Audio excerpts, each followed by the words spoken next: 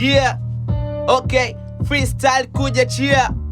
Okay, leo nawaka kwenye gia na flow kibao tu nataka kusishushia. Yeah, kwenye dunia kila mtu ana asa zake, anafanya nachotaka ili apate mkate, na kila mwenye nacho anamdharau mwenzake.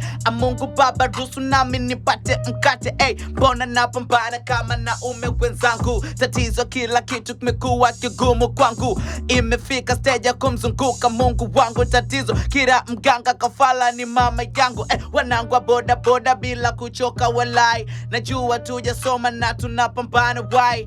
Kuna siku moja tutakuja kufly tukiwa ndani ndinga na tumepoa owai.